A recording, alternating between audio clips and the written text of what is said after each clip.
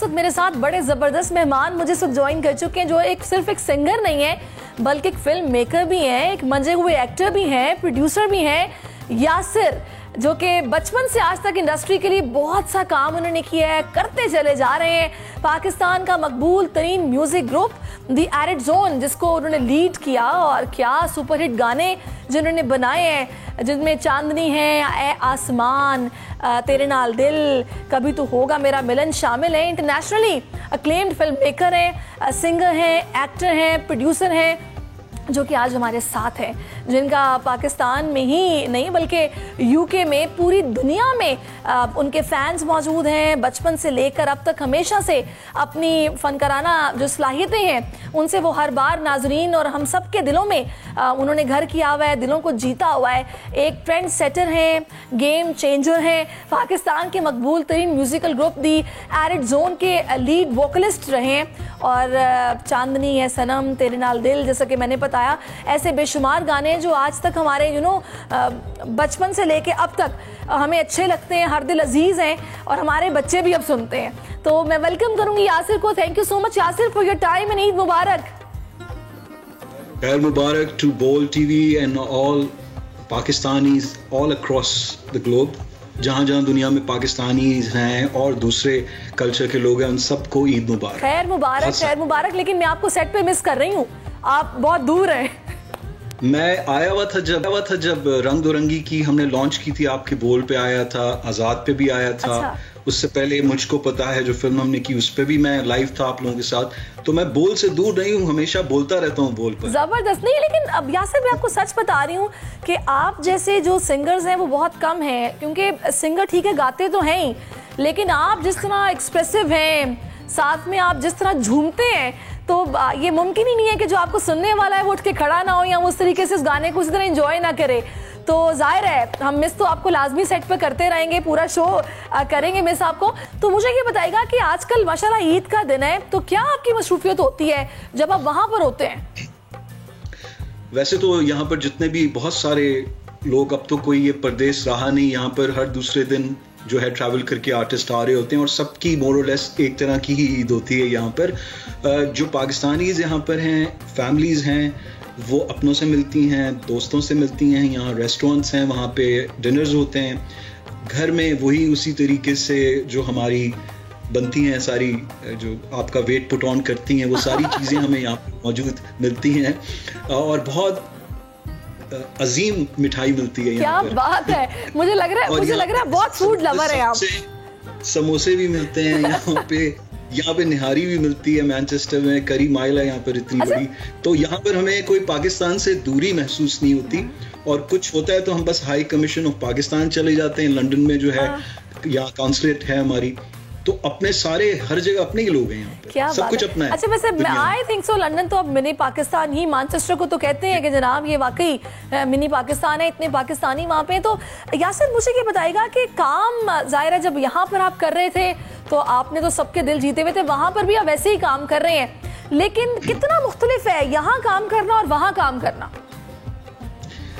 सैरिश, बात यह है कि आर्टिस्ट को हर दफ़ा चैलेंज चाहिए होता है। जब मैं वहाँ से इतनी एक अर्ली एज में मैंने काम स्टार्ट किया अपनी ज़िंदगी में और इतना कुछ कर लिया, जो पहला पाकिस्तान का pop chart show music channel charts, जिसमें फ़ख्र आलम, शहजाद रॉय, नजम शिराज, कोमल रिजवी, नदीम, ये सारे वहाँ से इंट्रोड्यूस हुए। पाकिस्तान की पहली टेलीफिल्म्स जो बनाई, जो एक बहुत बड़ी जो टपाल्टी है उनके लिए हमने सीरीज़ शुरू की थी, जिसमें हुमायूं सईद और शमून अब्बासी और बहुत सारे आर्टिस्ट इंट्रोड्यूस हुए।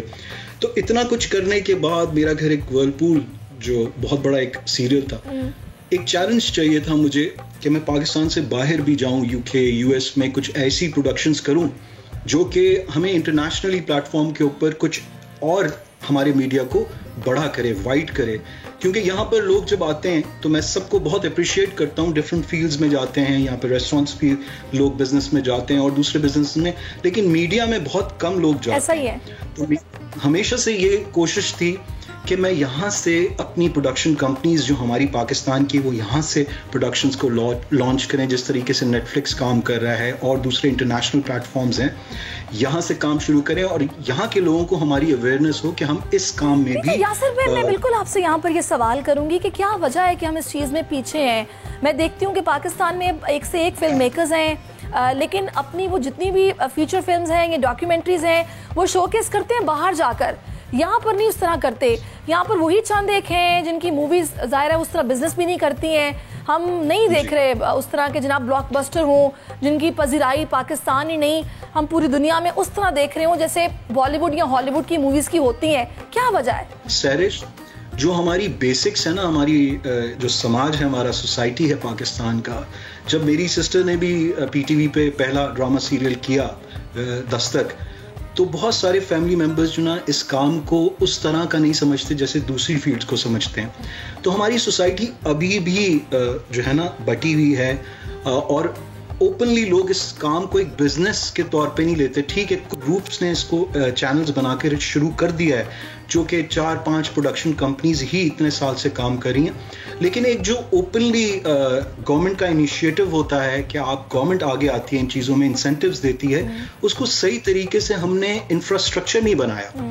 मैं आपको बताता हूँ, जो जिसको हम बॉलीवुड कहते हैं, हमें उन लोगों की इंडस्ट्री ने यहाँ पर अपने ऑफिसेस खोले हुए हैं अपनी प्रोडक्शन कंपनीज के, वो तरीके से चीज़ों को मार्केट करते हैं। तो हमारा भी इंफ्रास्ट्रक्चर नहीं बना यहाँ पर इंटरनेशनली।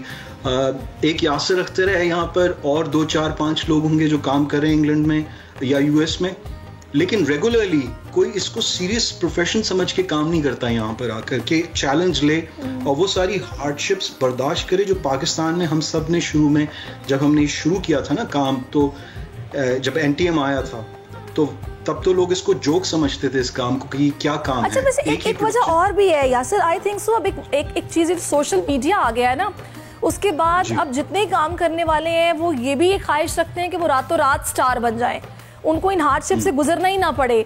बस यहाँ कुछ रिलीज किया आपने, भले अपनी कोई सोलो एक सॉन्ग ही हो, भले उसकी वीडियो, उसके थ्रू ही बस उनको इतना फेम मिल जाए, व्यूज इतने आए। फिर ऐसा होता भी है कि धड़ाधड़ चैनल्स लेना शुरू कर देते हैं, आपको कॉल्स आनी शुरू हो जाती हैं बस। फिर लेकिन इस तरह के लोगों का बस वो एक ही गाना होता है, उसके बाद फिर कुछ नहीं आता।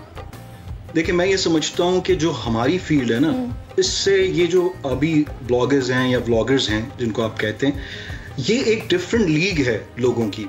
इनका माइंडसेट जो है हमारी प्रोडक्शन कंपनीज के साथ नहीं मिल सकता, क्योंकि हम चीज़ों को प्लान करके चलते हैं। ये रैंडमली काम करते हैं, जैसे आज सो के उठे, सेट बाहर चले गए, वीडियो बना ली, ऐसे नहीं होता। हम लोगों की स्क्रिप्टिंग होती है, कंसीव करते हैं आइडिया, मीटिंग्स करके फिर एक चीज़ को प्लान करके रिसर्च करके काम करते हैं। There are some bloggers who work on research, but हमारा जो काम है ना, एक ठहराव होना चाहिए उसमें। राइटर लिखता है, उसको ठहर के रखना चाहिए और बांटना चाहिए। हमें अपने सीनियर्स को भी जूनियर्स के साथ मिला के कुछ प्रोजेक्ट्स करने चाहिए, उनसे भी कुछ सीखना चाहिए। तो ये इंफ्रास्ट्रक्चर जो है, इसको हमने सीरियसली अभी तक नहीं लिया। कुछ लोगों ने जिन्होंने लिया है वो आगे बढ़ गए, काम कर रहे हैं बहुत ज़्यादा, और मैं तो हमेशा चैलेंजेस को लेता हूँ। आप देखिए, मैंने यहाँ पर आके जो फिल्म्स बनाई हैं, आज़ाद, मुझको पता है, और इसके अलावा अब मैं न्यूयॉर्क में करके आया हूँ।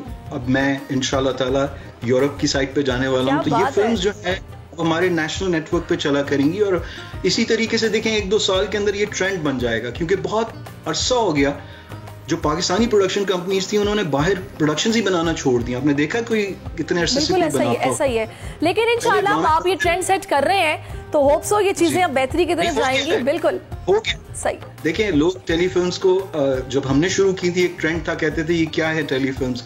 अब जब मैं लेकर आया दोबारा जब कोविड आया तो उन्होंने कहा जी आप बड़े सिनेमा की फिल्म बनाए। मैंने कहा जी बड़ा सिनेमा अब जा रहा है, अब लोग जो है नेटफ्लिक्स की तरफ आ रहे हैं। अब घर में लोगों के थिएटर्स बन गए हैं, सिनेमाज बन गए, लोग घर में बैठ के फिल्म्स देखते हैं। So we rather make another alternate, जो एक पैरेलल होता है ना ये सिनेमा, इसको हमें बनाना चाहिए। टेलीविजन ऐसा ही है। अब थोड़ा सा जरा मुझे बताइए, ईद है तो अब क्या पक रहा है आज घर में?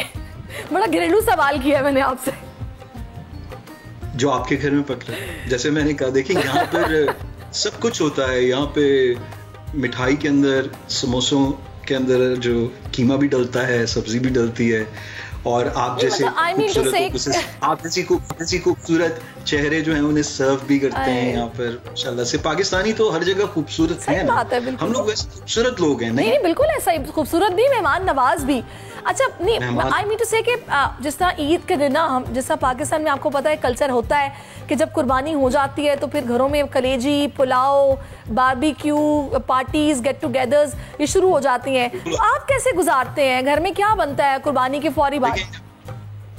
वी आर सो लकी, मुझे दोस्त बता रहे हैं कि पाकिस्तान में इतनी गर्मी है लेकिन इस वक्त मैनचेस्टर में इतना हसीन वेदर है, इतना खूबसूरत वेदर है कि सब बारबेक्यू कर रहे हैं यहाँ पर। आप ऑनलाइन देखते होंगे किस तरीके से लोग ने अपने सेटअप रखे हैं, शाम को आते हैं सब लोग मिलजुल के, पाकिस्तानीज भी, दूसरे हम लोग बारबेक्यू करते हैं और बहुत मज़ा आ रहा है इस वक्त। तो अल्लाह का शुक्र है कि हम लोग बहुत लकी हैं यहाँ पे। जिस तरह का हमें मैनचेस्टर में वेदर मिल रहा है बहुत कम होता है ईद के वक्त। हाँ वैसे वाकई आप सही कह रहे हैं कि पाकिस्तान में तो बहुत गर्मी है और इस गर्मी में ज़ाहिर है ईद का त्यौहार आ गया है, लेकिन आप लकीली वहाँ पे मौसम भी इंजॉय कर रहे हैं, ईद की फेस्टिविटी को भी इंजॉय कर रहे हैं। जी कुछ कहना चाह रहे हैं आप? मैं सीरियस बात कर रहा हूँ कि हमारा अच्छी बात यह है कि हमारे जितने भी यहाँ पर पाकिस्तानीज, हमारा एक ग्रुप है, हम बहुत ही रेगुलरली एक दूसरे से मिलते हैं, हर हफ्ते 10 दिन 15 दिन के बाद कनेक्शन रखते हैं और ये बहुत ज़रूरी होता है। मैं ये समझता हूँ कि आप घरों में ना बैठें, अपने दोस्तों से, अपने फ्रेंड्स के साथ जाकर थोड़ा सा ऑनलाइन से हट कर भी कुछ काम करें ज़िंदगी में। सही बात है, काम भी सही बात है। और खाकर रोजाना जो है जॉगिंग जरूर किया करें या वॉक किया करें। अच्छा, अगर आपको यासिर अख्तर जैसा रहना है। वाकई ये बहुत जरूरी है, इसके लिए मोटिवेशन भी चाहिए। अच्छा मुझे ये बताएगा, दो बातें मैं आपसे पूछूंगी। एक तो क्या होता ये है कि एक गाने के बाद आर्टिस्ट का गला खुलता है। अच्छा वैसे बाय द वे गले का ख्याल आप कैसे रखते हैं? टिप दें आज आप सिंगर्स को। अच्छा मैं तो पता है क्या करता हूँ, जो चीज़ मुझे देखने में खूबसूरत लगती है मुझे पता होता है ये खाने में भी खूबसूरत होगी और मैं वही चीज़ें खाता हूँ जो मुझे अच्छी लग रही होती हैं देखने में, या मुझे पता होता है कि ये गले का बेड़ा नहीं, मतलब वो एक होता है ना कि कुछ आर्टिस्ट गर्म पानी पीते हैं, ठंडा पानी नहीं पीते, मुलेठी वाला पान खाते हैं। I do care. I try to avoid really cold thing. मुझे पता लग जाता है, जिस तरह इंसानों का पता लग जाता है मुझे खाने का भी पता लग जाता है कि गले में जाके लगेगा मेरे।